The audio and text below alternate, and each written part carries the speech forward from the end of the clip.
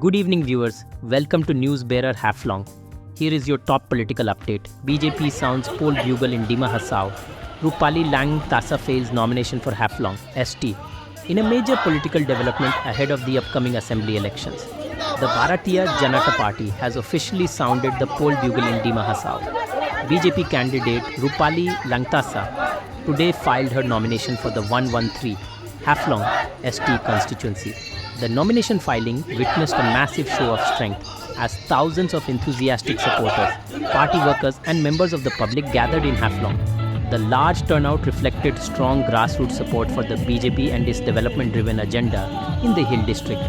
Earlier in the day, a grand rally was held at the DSA ground in Haflong, where thousands of people from across the district assembled.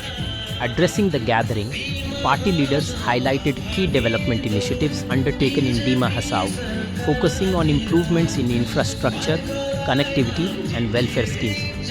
Chief Executive Member Debolal Gorlosa emphasized the government's developmental progress, stating that the BJP has brought visible transformation across sectors in the Hill district. That's all for now. Stay tuned to News Bearer Haflong for more updates.